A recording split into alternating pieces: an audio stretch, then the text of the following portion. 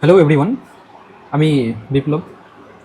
University of গৌড়বঙ্গর আন্ডারে যে সমস্ত ভাই বোনেরা বাংলা সেকেন্ড সেমিস্টার নিয়ে পড়াশোনা করছো, তাদের জন্য আজকের এই ক্লাস নিয়ে চলে এসেছি আমরা। ঠিক আছে, তাই ভিডিওর থাম্বনেল দেখে বা ভিডিও অনেক লং টাইম হয়ে যাবে এই চিন্তা ভাবনায় কেউ থাকবে না।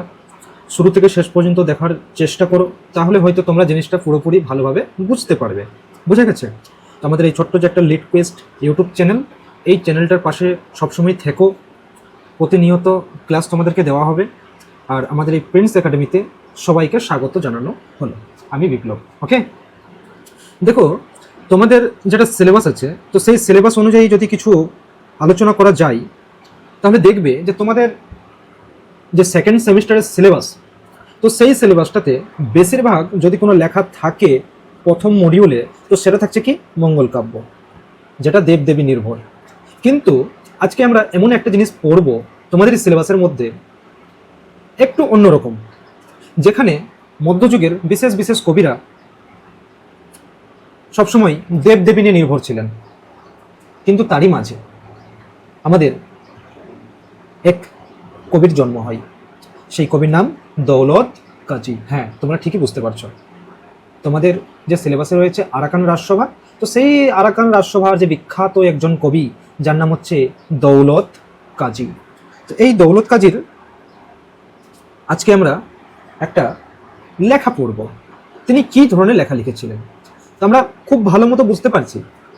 যখন মধ্যযুগে চণ্ডীদাস থেকে শুরু করে, বিদ্যাপতি থেকে শুরু করে, নানান কবিগণ থেকে শুরু করে সবাই, কেউ বৈষ্ণব পদাবলী, কেউ শ্রীকৃষ্ণ কীর্তন, কেউ মনসা মঙ্গল, কেউ ধর্মমঙ্গল, কেউ অন্নদা মঙ্গল, সবাই কিন্তু মঙ্গল কাব্য নিয়েই মাতামাতি, ভগবানকে নিয়েই, দেবদেবীকে নিয়েই মাতামাতি করছে। কিন্তু একজন ব্যতিক্রমী কবি যাকে আমরা মধ্যযুগের পাওয়া যায়, বা মধ্যযুগের শ্রেষ্ঠ মুসলিম কবি হিসাবে যদি বলতে পারি, সেটা হচ্ছে দৌলত কাজী। এই দৌলত কাজী কি করেছিলেন? তো দৌলত কাজী ইনিও কাব্য লিখলেন, রোমান্টিক একটা কাব্য লিখলেন। তার কাব্যের নাম হচ্ছে কি লোর চন্দ্রানী। ঠিক আছে, এই যে কাব্যটা তিনি লিখলেন, তখন তিনি একটু কল্পনা করলেন যে আমি যদি কাব্যটাকে একটু অন্য মাত্রায় সবার কাছে পৌঁছে দিই, তাহলে নিশ্চয়ই লেখাটা খুব সুন্দর হবে এবং শ্রোতাগণ, পাঠকরা সবাই এই লেখাটাকে খুব মনোযোগ সহকারে শুনবে এবং খুব ভালোবাসবে আর কি। তখন তিনি কি করলেন, ওই দেবতাকে সরিয়ে সাধারণ মানুষের যে একটা জীবনযাপন, মানুষের যে একটা প্রেম আকাঙ্ক্ষা, এই সমস্তটা পুরো তার কাব্যের মধ্যে দিয়ে দিলেন সম্পূর্ণটা মানুষ রূপে। এখানে কোনো ভগবান নেই, কোনো দেবী সাপ দিয়ে ভয় দেখাবে না, কেউ পূজা করতে বলবে না, কেউ পূজা প্রচার করতে বলবে না। এখানে সাধারণ একজন মানুষের কথা বলা হয়েছে। ঠিক আছে, তাহলে আমরা এবার এই কাব্যের মধ্যে পৌঁছে যাই, তাহলে কিন্তু জিনিসটা আমরা খুব ভালোভাবে বুঝতে পারবো। তাই আবারও আমি তোমাদেরকে বলে রাখি যে শুরু থেকে শেষ পর্যন্ত অবশ্যই তোমরা শুনো, না শুনলে পরে তোমরা এই ধরনের কাব্য বুঝতে পারবে না। আজকে যে আলোচনা করব সেটা হচ্ছে দৌলত কাজীর লোর চন্দ্রানী। আর তোমাদের যে সিলেবাসে আছে আরাকান রাজসভা, তো সেই আরাকান রাজসভারই একটা অংশ। ঠিক আছে, আরাকান রাজসভা। ঠিক আছে, এটা ভালো করে দেখো তোমরা। এই কাব্যটা শুরু করার আগে আমার একটা প্রশ্ন তোমাদের কাছে। যথেষ্ট তোমরা সবাই বড় হয়েছো, এগুলো বুঝার ব্যাপার। ঠিক আছে, না বুঝলে পরে হয় না এইসব জিনিস। মনে করো তুমি বিয়ে করে নিয়েছো, ঠিক যেমন এখানে একজন বিবাহিত সম্পর্ক দেখতে পাচ্ছি আমরা। তোমার একদিন বিয়ে হয়েছে, তুমি খুব সুখে শান্তিতে আছো, আর তোমার কাছে এমন একজন কেউ আসলো, আর তিনি এসে এমন একটা রাজকন্যার কথা বা খুব রূপবতীর কথা তোমাকে বিশ্লেষণ করছে, তোমাকে শোনাচ্ছে যে শোনো, এমন একটা জায়গা আছে, সেই জায়গাতে একটা খুব সুন্দর পরীর মতো দেখতে একটা মেয়ে আছে। তার ব্যাপারে তার রূপের প্রশংসা, তার জ্ঞানের প্রশংসা, হ্যাঁ, তার চারিত্রিক যে প্রশংসা, সব মিলিয়ে কিন্তু অনেক কথা বলা হলো, অনেক বিশ্লেষণ করা হলো। এখন তুমি একজন বিবাহিত হয়ে, তুমি যে একজন পুরুষ মানুষ, তোমার নিজস্ব একজন স্ত্রী আছে, খুব ভালো স্ত্রী, বিশ্বস্ত স্ত্রী, তারপরেও কি তুমি এই ধরনের কথা শুনে নিজের স্ত্রীকে ছেড়ে দেবে কি? এটাই আমার প্রশ্ন। কারণ আজকের সমাজে আমরা কিন্তু বেশিরভাগটা এই রকমই দৃশ্যগুলো দেখতে পাই, যে নিজের স্ত্রী থাকার পরেও পর স্ত্রীর দিকে মানুষ ব্যস্ত হয়ে পড়েছে। আর এটা শুধুমাত্র আজকের এই ঘটনা না, এই ঘটনা বহু যুগ ধরেই চলে আসছে। আমরা কোন যুগের গল্প পড়ছি? মধ্যযুগের। আমরা মধ্যযুগের গল্প পড়ছি আমরা। আর আমরা এখন বর্তমানে আছি কোথায়? আমরা বর্তমানে আছি আধুনিক যুগে। তাহলে সেই সময়কার কবিরা কত সুন্দর চিন্তা ভাবনা করে রেখেছিলেন যে এখনো সেই ধরনের কথাবার্তাগুলো আমাদের সঙ্গে মিলে যাচ্ছে। তো আমার প্রশ্নটা কি হলো, যে তোমার কাছে খুব বিশ্বস্ত একজন স্ত্রী থাকার পরেও, সতী একজন নারী থাকার পরেও, তুমি কি কারো রূপের কথা শুনে, কারো গুণের কথা শুনে তুমি নিজের স্ত্রীকে ত্যাগ করে সেই মেয়ের পিছনে বা সেই কন্যার পিছনে তুমি কি দৌড়াবে? এই প্রশ্নটার উত্তর কিন্তু আমার সবার কাছ থেকে চাই। আর আমরা এই জিনিসটাই পড়বো, শুরু থেকে শেষ পর্যন্ত আমরা এই জিনিসটাই জানবো যে কাব্যের মধ্যে কি আছে। আর এই যে আমার প্রশ্নটা, সেটা কি আদৌ এই কাব্যের সঙ্গে কি মিলছে, সেটাই আমরা যাচাই করব। ওকে, চলো এবার আমরা চলে আসি কাব্যের মধ্যে। কাব্যের মধ্যে যখনই শুরু করব, এই কাব্যের নাম হয়ে গেল কি, লোর ও চন্দ্রাণী। ঠিক আছে, লোর ও চন্দ্রাণী। এবার এই কাব্যটা যদি পড়তে যাই, তো আমাদেরকে তিনটা চরিত্র পাবো এখানে খুঁজে। একজন পাবো রাজা, একটা পাবো রানী, ঠিক আছে, আর আরো একটা যেটা চরিত্র থাকলো ওটা আমরা পরে বলছি, ওটা আমরা পরে বলবো। ঠিক আছে, এখন আমরা বর্তমানে দুজন চরিত্রকে নিয়ে চলি। যিনি রাজা তার নাম হচ্ছে কি লোর, আর রানীর নাম হচ্ছে কি ময়নামতি। এতটুকু তোমাদের সবার কাছে ক্লিয়ার। রাজার নাম ছিল লোর আর রানীর নাম ছিল ময়নামতি। তো রাজার ব্যাপারে একটু জেনে নিই।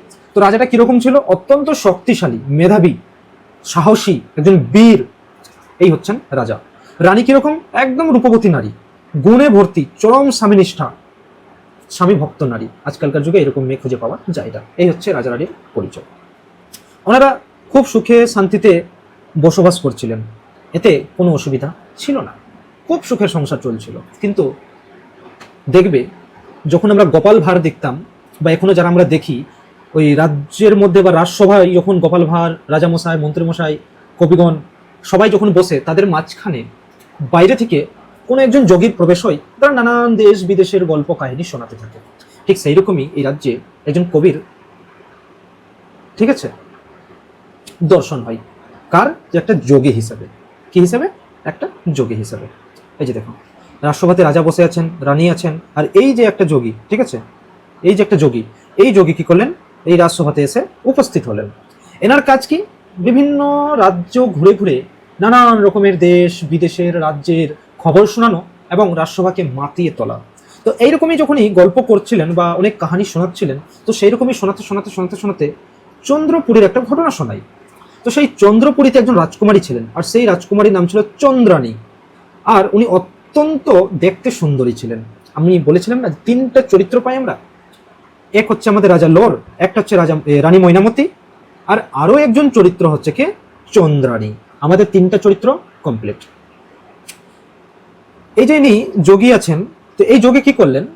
অনেক গল্প শোনাতে শোনাতে তিনি এই চন্দ্রীপুরের রাজকুমারী যিনি আছেন চন্দ্রাণী, এনার রূপের কথা শোনাতে লাগলেন। রাজা অধীর ভাবে শুনছেন।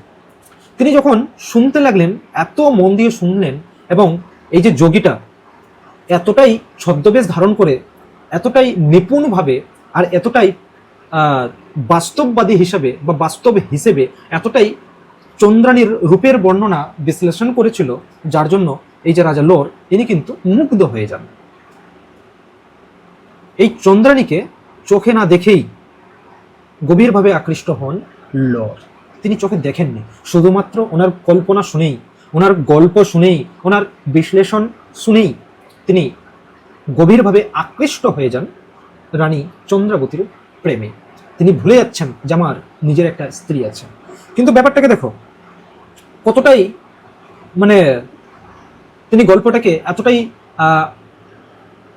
সুন্দর করে বুঝিয়েছিলেন, বা এতটাই রূপের বিশ্লেষণ করেছিলেন, যে একজন রাজা, যিনি একজন বীর, রাজ্যের একজন রাজা, তার নিজস্ব একজন স্ত্রী আছে, সব কিছু ছেড়ে সে ওই রানীর বা ওই রাজকন্যার জন্য উতলা হয়ে যাচ্ছেন। তাই আমরা শেষে বলতে পারি যে কবি দেখিয়েছেন কিভাবে মানুষ অনেক সময় হাতের কাছে বাস্তবের ভালোবাসা ত্যাগ করে অজানা কল্পনার মোহে অন্ধ হয়ে যায়। আমি গল্পের শুরুতে বলেছিলাম না, যে কেউ যদি তোমাকে বলে অন্য একজন নারীর কথা, তাহলে তুমি কি করবে? নিজের নারীকে, নিজের স্ত্রীকে কি ছেড়ে দেবে তুমি? প্রশ্নটা দেখো, একটু একটু করে মিলছে কিন্তু, ঠিক আছে। এবার তিনি বলছেন, এই যোগী, এই যে নারী চন্দ্রাণী, এই চন্দ্রাণীকে পাওয়া অতটাও ভাগ্যের ব্যাপার না। ওনাকে পেতে গেলে স্বয়ং ভগবানের দর্শন করতে হবে, এতটাই তিনি মূল্যবান। তিনি সাধারণ কোনো নারী নন, তিনি হচ্ছেন অলৌকিক। ওনাকে এত সহজে পাওয়া যাবে না, ওনার জন্য কঠোর পরিশ্রম করতে হবে। এবার রাজা লোর বলে, আমার মধ্যে কি নেই, আমি তো রাজা, আমি তো বীর, আমি যোদ্ধা, আমি সব কিছুতেই পারদর্শী, আমি সেই চন্দ্রাণীকে অবশ্যই ফিরে পেতে পাবো, সেই ক্ষমতাটা, সেই বিশ্বাস আমার নিজের উপরে আছে। তখন যোগী বলে যে না, এটা কোনো মতেই সম্ভব না, সেই চন্দ্রাণীকে কেউ পেতে পারে না, তাকে পেতে গেলে সর্বস্ব ত্যাগ দিতে হবে, কারণ এই সর্বস্ব ত্যাগ সবাই দিতে পারে না। এইরকম কথাবার্তা যখনই বলতে লাগে, তখন রাজা লোর শুনে আর শোনার পরে নিজেকে প্রশ্ন করে, এটা আবার কোন ধরনের কাজ যে ত্যাগ দিতে পারবো না? আমি রাজা লোর, আমি পারি না এমন কোনো কাজ পৃথিবীতে নেই, আমি সব কিছু পারবো, কিন্তু কে সেই রূপবতী নারী, আমি তাকে একবার হলেও দর্শন করতে চাই। তখন তিনি সিদ্ধান্ত নিলেন যে তিনি সর্বস্ব ত্যাগ করবেন। এই যে দেখো, কল্পনার মোহে অন্ধ হয়ে লোর তার নিজ রাজ্য ও স্ত্রী ময়নামতীকে ত্যাগ করে দিলেন, তিনি নিজের স্ত্রীকে পর্যন্ত ত্যাগ করে দিলেন। এরপরে বলে দিলেন যে শুধু ত্যাগ করলে পরে হবে না, এই রাজ্য ত্যাগ করলে হবে না, নিজের স্ত্রী ত্যাগ করলে হবে না, নিজের যে পোশাক সেটাকেও ত্যাগ করতে হবে। তখন তিনি কি করলেন, যোগীর ছদ্মবেশ ধারণ করে চন্দ্রাণীর সন্ধানে বেরিয়ে পড়লেন। বুঝতে পারছো তো ব্যাপারটা? অবশেষে তিনি চন্দ্রপুরীতে এসে পৌঁছে যান। এবার যখন তিনি ওখানে আসেন, আসার পরে দেখতে পাই যে চন্দ্রাণীর জন্য এত দূর থেকে আমি পাড়ি হলাম, 7 সমুদ্র 13 নদী পার হয়ে, বন জঙ্গল মাঠ ঘাট নদী এত কিছু উপেক্ষা করে যার জন্য পার হয়ে আসলাম আমি, এত কষ্ট সহ্য করে আসলাম আমি, সেখানে এসে দেখি সেই নারী বিবাহিত। এই জিনিসটা জেনে বা এই ঘটনাটা জানতে পেরে রাজা লোর অত্যন্ত কিন্তু দুর্বল হয়ে পড়ে এবং তিনি ভেঙে পড়েন, যেটা কি হলো এটা। তারপরে তিনি আবার চিন্তা ভাবনা করলেন যে আমি যখন এখানে এসেছি, একবার হলেও রানী চন্দ্রাণীর সঙ্গে আমি দেখা করে তবেই যাব, না হলে এখান থেকে আমি যাব না, এইরকম ধরনের তিনি একটা প্রতিজ্ঞা করে নিলেন। যাই হোক, তখন তিনি এই চন্দ্রপুরীতেই থাকতে লাগলেন।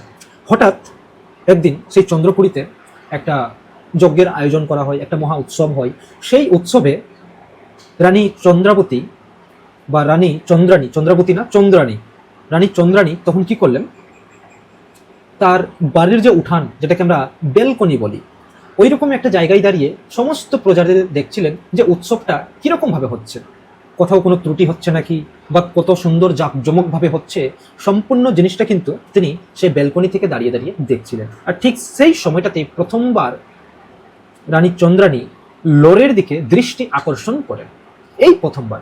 কিন্তু আমরা ইতিমধ্যে জেনে গিয়েছি যে লোর দেখে নিয়েছে চন্দ্রাবতীকে, চন্দ্রাণীকে লোর দেখে নিয়েছে যে সে হচ্ছে বিবাহিত, কিন্তু চন্দ্রাণী এই যোগীর ছদ্মবেশে যে লোর এসেছে তাকে কিন্তু দেখতে পাইনি। কিন্তু এই যে যজ্ঞ, এই যে মহা উৎসব, এই যে অনুষ্ঠান, এই অনুষ্ঠানে সব থেকে প্রথম রানী চন্দ্রাণী লোরকে সাক্ষাৎ করেন এবং তিনি প্রথম দর্শনেই লোরের প্রতি এক জিজ্ঞাসা নিজের মধ্যে জেগে যায়। কিরকম জিজ্ঞাসা? যে মনে হচ্ছে এ কোনো সাধারণ যোগী না, নিশ্চয়ই কোনো একজন বীর পুরুষ হতে পারে। তার কারণ একজন রাজা পরিচয় যদি লুকিয়ে রাখে, তাকে চিনতে কে পারবে? একজন রাজাই তো চিনতে পারবে, সাধারণ মানুষ তো চিনতে পারবে না, কারণ তার চোখ মুখ এইগুলো তো পরিবর্তন হচ্ছে না, শুধুমাত্র তার জামা কাপড়টাই পরিবর্তন হয়েছে, আর তো কিছু পরিবর্তন হয়নি। ঠিক সেই সময়টাতে তিনি প্রহরীদেরকে ডেকে পাঠালেন, এই যাও তো ওই যোগীকে ডেকে নিয়ে আসো। এই প্রথমবার তারা সামনাসামনি হয় এবং সামনাসামনি হওয়ার পরে তখন তিনি যোগীকে অনেক রকমের কথা জিজ্ঞাসা করা হয় সন্দেহের চোখে, আপনি কোথা থেকে এসেছেন, আপনার নাম কি, আপনার কি উদ্দেশ্য, আপনাকে দেখে একটু অদ্ভুত লাগে আমার। এবার যেহেতু ইনি রাজা, সব প্রশ্নের উত্তর একদম গুছিয়ে বলে দিয়েছিলেন। এতে রানী চন্দ্রাণী অত্যন্ত খুশি হতো এবং তিনি বলে দিলেন, আজ থেকে আপনি এই রাজ্যের মধ্যেই থাকবেন, বাইরে আপনাকে থাকতে হবে না। যাই হোক, কোনো অসুবিধা নেই। এভাবে থাকতে লাগে তাদের মধ্যে আলাপ আলোচনা হতে থাকে, আলাপ আলোচনা হতে থাকে। এরকম হতে হতে একদিন হঠাৎ করে একটা সাক্ষাৎ হয় এবং তার রূপ জানতে পেরে যায় আমাদের চন্দ্রাণী। সে তখন বুঝতে পারে যে এটা সাধারণ যোগী না, এই হচ্ছে একজন রাজ্যের রাজা, মোহরা রাজ্যের রাজা। তখন তিনি ধরা পড়ে সম্পূর্ণ জিনিসটা বলে দেন, আচ্ছা ঠিক আছে, আমি স্বীকার করলাম, আমি হচ্ছি রাজা। তখন চন্দ্রাণী জিজ্ঞাসা করে যে আপনি তাহলে এতদিন মিথ্যা কথা কেন বললেন, একজন রাজা হয়ে যোগীর ছদ্মবেশ ধারণ কেন করলেন আপনি? এই প্রশ্ন শোনার পরে যোগী সন্ন্যাসী আমাদের লোর তখন সত্যিই একটা কথা বলেন, আমি ওই রাজ্যের রাজা, আমার নিজস্ব স্ত্রী আছে ময়নামতি, অত্যন্ত সতী স্ত্রী, আমাদের দাম্পত্য জীবনে খুব ভালো। কিন্তু আমি যখন আপনার রূপের কথা জানতে পারি এক যোগীর কাছে, তখনই আমি সিদ্ধান্ত নিই যে আপনি কোন এমন অসাধারণ নারী আছেন, তাকে আমি দর্শন করতে চাই। এবং বিশ্বাস করুন, আমি আপনার জন্যই আমার নিজস্ব রাজসিংহাসন পর্যন্ত ত্যাগ দিয়েছিলাম। এই সমস্ত কথা শুনে চন্দ্রাণী তখন বুঝতে পারে যে আমার জন্য একজন রাজা নিজের সিংহাসন ছেড়ে চলে আসতে পারে, যিনি আমাকে চোখে কোনোদিন দেখেননি। একজন রাজা, যার নিজস্ব একজন রানী, যার চরিত্র, মর্যাদা, আত্মসম্মানবোধ, একজন নারী, নিজের যে স্ত্রী, ওনাকেও ছেড়ে তিনি আমার কাছে ছুটে এসেছেন শুধুমাত্র আমার প্রেম পাওয়ার জন্য। এই কথাগুলো শুনে রানী চন্দ্রাণী একটু হলেও থমকে যান। এবারে থমকেতে থমকেতে, ভাবতে ভাবতে তিনি গভীর ভাবনায় চলে যান। এবার তিনি ভাবেন যে আমিও তো একটা মেয়ে, আমারও তো একটা ইচ্ছা, আকাঙ্ক্ষা বলে কিছু তো আছে। তার কারণ এই যে রানীর বিয়ে যে হয়েছিল, ঠিক আছে, তার নাম কি ছিল? বামন। বামন মানে নৃপংসক, শারীরিকভাবে অক্ষম। শুধু নামেই যে তিনি একজন রানী, কিন্তু সে কোনোদিনও স্বামীর মর্যাদা, স্বামীর ভালোবাসা কখনোই পায়নি। সেই জন্য তার মনের মধ্যে একটা কৌতূহল চিন্তা ভাবনা চলে আসে এবং সে নিজেকে বারবার করে প্রশ্ন করে, আমিও তো একটা নারী, আমারও তো জীবন বলে কিছু আছে। যে পুরুষ আমার জন্য এত দূর কষ্ট করে আসতে পারে, আমি কি তার সঙ্গে বিবাহিত করতে পারি না? কি করব আমি? নিজের জীবন বলে তো কিছু একটা আছে। বারবার কিন্তু মনের মধ্যে এইরকম ধরনের একটা প্রশ্ন চলে আসে।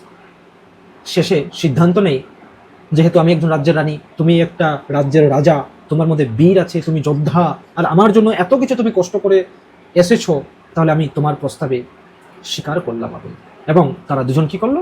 বিবাহ করে দিল। ক্লিয়ার? এবার শুরু হয় তাদের নতুন জীবন। কিন্তু ব্যাপার হলো, তারা তো সেই রাজ্যের মধ্যে থাকতে পাবে না, কারণ সেই রাজ্য বামনের। মানে চন্দ্রাণী যে রাজার সঙ্গে বিয়ে করেছিল তার নাম বামন হিসাবে আমরা জানতে পারি। তো সেই বামনের রাজ্যে তো কখনোই তারা থাকতে পারে না। তখন তারা কি করে? সেই রাজ্য থেকে তারা পালিয়ে যায়। কোথায়? তারা বনবাসে আশ্রয় নেয়। এই বনবাসে আসার সময় তাদের অনেক রকমের আক্রমণ হয় তাদের উপরে। আর সেই জায়গাটাতে এই যে রাজা লর, তখন নিজের যে একজন রাজা, ক্ষত্রিয়, তার যে রাজার যে একজন যোদ্ধা, বীর যোদ্ধা, সে কিন্তু সকল শত্রুদেরকে দমন করে রানী চন্দ্রাণীর চোখে আরো মহান হয়ে যায় এবং তারা একে অপরের ভালোবাসায় আরো পরিপূর্ণ হয়ে যায়। এবং এইভাবে তাদের ভালোবাসা এই জঙ্গলেই স্থাপিত থেকে গেল বর্তমানে। ঠিক আছে, এতখানি তো আমরা কাহিনীটা জেনে নিলাম। এবার আমরা পার্ট 2 জানবো। ঠিক আছে, এতক্ষণ আমরা কি জানলাম? পার্ট 1। এরপর আমরা কি জানবো? পার্ট 2। মনে পড়ে যখন রাজা লোর তার সতী ময়নাকে ছেড়ে চলে এসেছিল, এবার তারও কথা তো জানতে হবে আমাদের, যে এবার সতী ময়নাটা কি করে, তার কি আছে, সে কেমন আছে, কোথায় আছে, সেও কি কোথায় পালিয়ে গেল, সেও কি কোনো রাজার হাত ধরে চলে গেছে, নাকি সেও তার জন্য অপেক্ষা করে বসে আছে? এই ধরনের নানান প্রশ্ন আমাদের জিজ্ঞাসা করে। চলো তাহলে আমরা সেই জিনিসটা জানি। এবার দেখো, লোর তার নিজের ফেলে আসা রাজ্য ও স্ত্রী ময়নামতির কথা সম্পূর্ণ ভুলে যায়। তার কারণ কি? ওর থেকেও, এই ময়নামতির থেকেও রূপবতী একজন নারীকে পেয়ে যায়। ঠিক ঠিক সেই সময়টাতে এবার আমরা একটু পিছনে চলে আসি। এই যে ময়নামতি স্বামী হারা, সে কিন্তু একা তীব্র বিরহ যন্ত্রণায় দিন কাটাচ্ছে। আর সামন্ত রাজা ছাতন তাকে পাওয়ার ষড়যন্ত্র করে। কিরকম করে? যখন ওই রাজ্য থেকে লোর চলে যায় চন্দ্রাণীর উদ্দেশ্যে, তখন পার্শ্ববর্তী যে একজন সামন্ত রাজা, যার নাম হচ্ছে কি ছাতন, তো সেই ছাতন তখন অনেক দিন ধরেই মনের মধ্যে চিন্তা ভাবনা করেছিল যে আমি রানী ময়নামতিকে নিজের কাছে কিভাবে নিয়ে আসবো। যেহেতু রাজা লোর ছিল সবসময়, তাই ভয়ে কিন্তু সে আসতে পেত না বা তার মুখ্য সাধন করতে সে পারেনি। এবার সে যখন জানতে পারে যে এখানে এই রাজ্যে রাজা নেই, রাজা লোর তাকে ছেড়ে চলে গেছে অন্য একটা মেয়ের কাছে, অন্য একজন নারীর কাছে, অন্য একটা রাজ্যে, অন্য একটা দেশে, এই সুন্দর সুযোগ সে কিন্তু আর হাতছাড়া করতে চায় না। এই ছাতন তখন কি করে? এক বৃদ্ধাকে লোভ দেয় যে তুমি যাও আর ময়নামতিকে গিয়ে বলো 3টা জিনিস তুমি বিশেষ করে বলবে। কি? এই ময়না, তুই যে স্বামীর জন্য বসে আছিস, তোর স্বামী আর কখনো ফিরে আসবে না। আর একটা কথা, জীবন বৃথা নষ্ট করা ঠিক নয়, নতুন করে সুখী হওয়া উচিত। তুমি একজনের জন্য নিজের জীবনটাকে নষ্ট করে দিতে পারো না। তোমার জীবন এখনো অনেক লম্বা সময় ধরে পড়ে আছে। তাই তোমাকে কি করতে হবে? একজনের জন্য বসে থাকলে চলবে না, তুমি রাজা লোরকে ছেড়ে দাও। তৃতীয়ত, রাজকীয় সুখ, ঐশ্বর্য, বিলাসবহুল জীবনযাপনের হাতছানি। এবার বলছে পাশে যে ছাতন আছে না, ছাতন, সামন্ত রাজা, যে ছোটখাটো একজন জমিদারি, সেই রাজার সঙ্গে তোমার বিয়ে হবে, তুমি তাকে বিয়ে করো, তাহলে তোমার দেখবে তুমি যেমন রানীর মতো এখানে আছো, সেখানেও তুমি রানীর মতো থাকতে পারবে। এই ধরনের ময়নাকে লোভ দিতে লাগে কে? তো এই বৃদ্ধ। এই বৃদ্ধাটা কে? তো এই যে ছাতন, তো এই ছাতন কিন্তু তাকে ভাড়া করে পাঠিয়েছে তার মনটাকে পরিবর্তন করার জন্য, যে তুমি যত রকমের কথা বলতে পারো, যে করে হোক এই দুর্বল অবস্থাতে আঘাত করে তুমি রাজা লোরকে ভুলে যেতে বলো এবং আমার কাছে তাকে আসতে বলো, ঠিক আছে? কিন্তু ব্যাপারটা তো এতটা সহজ না, কারণ এর নামই হচ্ছে সতী ময়না, কারণ এর নামটাই কি সতী ময়না। তো ময়নামতি তখন বলে, সঙ্গে সঙ্গে সেই জিনিসটা কি করেছে, প্রত্যাখ্যান করে দেয়, যে আমার লাগবে না কোনো ধন সম্পত্তি, দ্বিতীয় কোনো রাজা, দ্বিতীয় কোনো পরপুরুষ, আমার কোনো কিছু লাগবে না। আমি একজনকে বিয়ে করেছিলাম, আমি একজনের জন্যই সারাটা জীবন অপেক্ষা করে থাকবো। তবু দ্বিতীয়বার কোনো স্বামীর দিকে, দ্বিতীয়বার কোনো পরপুরুষের দিকে আমি কখনো চোখ মেলে তাকাবো না, তুমি দূর হয়ে যাও আমার চোখের সামনে থেকে। এই যে একটা অটল ভালোবাসার যে একটা নিষ্ঠা, নিঃস্বার্থ ভালোবাসা, এইরকম পৃথিবীতে অত্যন্ত বিরল, দেখতে পাওয়া যায় না। তো এই ময়নার মধ্যে কিন্তু সেই সতী আমরা দেখতে পাই। এখন যদি তোমাকে বলা হয় সতী ময়না কেন বলা হচ্ছে, তাহলে বুঝতে পারলে তো যে এত দুঃখ কষ্টের মধ্যে থাকার পরেও সে তার সতীত্ব ধর্মটাকে কতটা বজায় রেখেছে। এই জন্যই কিন্তু তাকে নাম দেওয়া হয়েছে সতী ময়না। আশা করি তোমরা ভালো করে ব্যাপারটা বুঝে নিলাম, ঠিক আছে? তোমার মন যদি পরিষ্কার থাকে তাহলে তুমি কখনো তোমার কারোর দিকে মন যাবে না। যদি মন তোমার পরিষ্কার থাকে আর ভালোবাসা যদি সত্যিকারের হয়, তাহলেই, না হলে না। এবার তাকে, সেই বৃদ্ধাকে তো পাঠিয়ে দেয় সেখান থেকে, যে যাও তুমি এখানে আমার চোখের সামনে থেকে দূর হয়ে যাও, এই ধরনের কথাবার্তা কখনো তুমি আমাকে বলবা না। অনেক রকমের কথাবার্তা বলতে থাকে। বলার পরে যখন বৃদ্ধা চলে যায় তখন সে কান্নাকাটি করতে শুরু করে 12 মাস। আমরা যখন ফার্স্ট সেমিস্টারে পড়ছিলাম, সেখানে রাধা বিরহ যখন পড়তে যাই, মনে পড়ে রাধা বিরহ, তো ঠিক সেই সময়টাতে আমরা রাধার 12 মাসা জিনিসটা জানতে পারি, ঠিক আছে? রাধার 12 মাসা জিনিসটা জানতে পারি। তো 12 মাসা মানে কি? 12 মাসের সঙ্গে নিজের জীবনটাকে দুঃখেই ভরে দিয়েছি। কিরকম? যেমন আমরা রাধা দুঃখকে কিভাবে জেনেছিলাম, গরমের সময় এমন গরম লাগছে যে মনে হচ্ছে যে কৃষ্ণ নেই আমার পাশে যে আমাকে হাওয়া করে দেবে। ঠান্ডার সময় এতটা ঠান্ডা লাগছে, মনে হচ্ছে না যে আমাকে একটুও ঠান্ডা লাগছে, তার কারণ কি কৃষ্ণ নেই যে আমাকে কম্বল হিসেবে আমাকে জড়িয়ে ধরে থাকবে। বর্ষার কালে যত খাল বিল বাকি ছিল, পরিপূর্ণ ছিল না, বৃষ্টি পড়ে, বৃষ্টির জলে সেই সমস্ত খাল বিলগুলো জল পরে পরে পরে পরে জমা হয়ে হয়ে হয়ে পরিপূর্ণ হয়ে গেছে। শুধুমাত্র আমার হৃদয়টা এখনো পর্যন্ত পরিপূর্ণ হলো না। এই যে রাধার 12টা মাসের সঙ্গে যে একটা বিরহ, বসন্তকালে যেমন একটা ভালোবাসার, ঠিক সেই রকমই তার মনে হচ্ছে যে এই বসন্তটা আমার কাছে একটা কাল হিসেবে দাঁড়িয়ে গেছে, শত্রু হিসেবে দাঁড়িয়ে গেছে। আমার এইসব দিন, এইসব সময় আর সহ্য করতে পারছি না। ঠিক সেই রকমই সতী ময়নারও 12 মাসার ঘটা ঘটে। 12 মাসা মানে 12টা মাসের যে ঋতু, প্রত্যেকটা ঋতুর যে এক একটা, বর্ষার আলাদা, বৃষ্টির জন্য আলাদা, ঠিক যেরকম রাধা বিরহ হতে হয়েছিল, ঠিক সেই রকমই ময়নামতিরও হচ্ছে। যে আমি মনে করছি আজকে আমি একা, অথচ এখন বৃষ্টিকাল, যতগুলো নদী নালা খাল বিল যতগুলো সব বাকি আছে, আজকে বৃষ্টি পড়বে, সম্পূর্ণটা কি ভরে যাবে, কিন্তু আমার হৃদয়টা রাজার লোরের জন্য এখনো ভরবে না। এখন বসন্তকাল, সবাই ভালোবাসায় মগ্ন, অথচ আমি সেই ভালোবাসা থেকে বঞ্চিত। আজ শীতকাল, কিন্তু এই শীতে মানুষ সবাই কম্বল ওড়ে শীত কাটায় যেন ঠান্ডা না লাগে, কিন্তু আমি এতটাই অভাগা যে আমাকে ঠান্ডাও লাগছে না। কেন লাগছে না? তার কারণ আমার কম্বল তো হচ্ছে রাজার লোর, সেই তো নেই, আমি কোন কম্বল গায়ের মধ্যে দিব? এই যে প্রকৃতির সঙ্গে নিজের জীবনের ব্যথাটাকে যে সুন্দরভাবে যে তুলে ধরেছে, এটাই হচ্ছে দৌলত কাজীর একটা শ্রেষ্ঠ কৃতিত্ব বলে আমরা জানতে পারি। ওকে, তাহলে আমরা একটা জিনিস জানতে পারলাম যে তার জীবনটা অত্যন্তই মুশকিল, অত্যন্তই কঠিন। তাহলে শেষে আমরা এটাই দেখতে পাই যে রাজা লোর চন্দ্রানীর সঙ্গে থেকে যায়, এবং শেষের দিকে যখন আমরা জানতে পারি ময়নামতির ব্যাপারে, তো ময়নামতি হচ্ছে কি অত্যন্ত সতীত্ব নারী, যে কোনো পরকীয় পছন্দ করে না, পরপুরুষের ধার ধারে না, নিজের সতীত্বটাকে অর্জন করে রেখেছে। ঠিক আছে, যতই যা কিছু হয়ে যাক সম্পূর্ণটাই কিন্তু সে ধরে রাখতে পেরেছে। ঠিক এই সময়টাতেই একটা ঘটনা ঘটে যায়। একদিকে আমরা দেখতে পাই যে রাজা লোর অত্যন্ত সুখে শান্তিতে আছে, রাজা লোর অত্যন্ত কি আছে, সুখে শান্তিতে আছে। আর এদিকে এ ব্ল্যাক অ্যান্ড হোয়াইট দুঃখের মধ্যে আছে। ঠিক এই সময়টাতেই মারা যান আমাদের দৌলত কাজী। এই সময়টাতে কি করেন? মারা যান। মারা যাবার ফলে কাব্যটা এরপরে কি হলো? আমাদের কাছে একটা প্রশ্ন চলে আসে যে এরপরে কাব্যটা কি হলো। পরবর্তীতে রাজা লোর ময়নামতির সঙ্গে কি দেখা হলো, বা ময়নামতি দুঃখ কষ্ট সহ্য করতে না পেরে ছাতনের সঙ্গে কি পুনরায় বিবাহ করেছিল কি?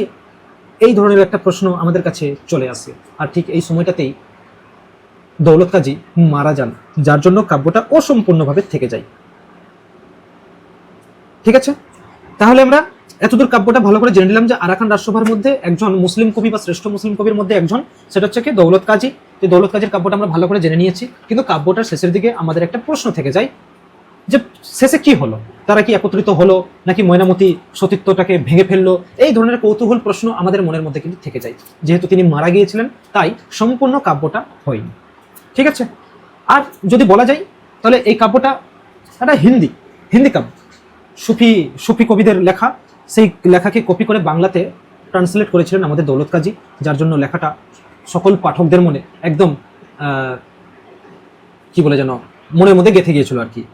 তো যাই হোক, তোমরা শুরু থেকে শেষ পর্যন্ত গল্পটা শোনার জন্য সবাইকে ধন্যবাদ। সবাই তোমরা খুব ভালো থেকো, হ্যাঁ। আর আমাদের এই প্রিন্স একাডেমির সঙ্গে অবশ্যই সঙ্গে যুক্ত থাকো। আমি বিপ্লব, এই হচ্ছে আমার নাম্বার। যার কোথাও অসুবিধা হবে অবশ্যই যোগাযোগ করবে। আর কেউ যদি বলো যে আমি টিউশন নেব, তো অবশ্যই এই নাম্বারে তুমি যোগাযোগ করো। অলরেডি তোমাদের অনেকজন আছে যারা 20-22 জনের মতো অ্যাডমিশন হয়ে গেছে, পেড বেচে। কোর্স ফি খুবই কম, মাত্র 1000 টাকা। ঠিক আছে, মাত্র 1000 টাকা, ওয়ান টাইম, জাস্ট একবারের জন্য 1000 টাকা, সেকেন্ড সেমিস্টারের জন্য এটা। তো অলরেডি তোমাদের অনেকজনই আছে, কালিয়াচক কলেজ, মালদা কলেজ, হ্যাঁ, তারপরে তোমার গৌর কলেজ থেকেও আছে, চাচল কলেজ থেকেও আছে, এরকম নানান ধরনের কলেজ থেকে আরও আছে তোমাদের সব বন্ধুবান্ধবীরা। তোমাদের যদি মনে হয় তো অবশ্যই যোগাযোগ করবে। তবে যারা যারা বুঝতে পারলে, আমি যেটা প্রশ্ন দিয়েছিলাম শুরুতে, সেই প্রশ্নের উত্তর অবশ্যই দেবে। আর তোমাদের শুনে কেমন লাগলো, বা এর পরবর্তী যদি তোমাদের আরও ক্লাস থাকে, কারণ দেখো এটা হচ্ছে একটা সাহিত্য, তো অনেক রকমের জানার ব্যাপার আছে। তো তোমরা এবার দেখে নাও যে তোমাদের যদি কিছু জানার থাকে, কিছু জিজ্ঞাসার থাকে, বা আরও কোনো একটা টপিক নিয়ে আলোচনা করলে তোমাদের জন্য সুবিধা হবে, অবশ্যই তোমরা কিন্তু সেটা জানাবে। তোমাদের সঙ্গে সবসময় আছি। ওকে, ধন্যবাদ সবাইকে, সবাই ভালো থেকো।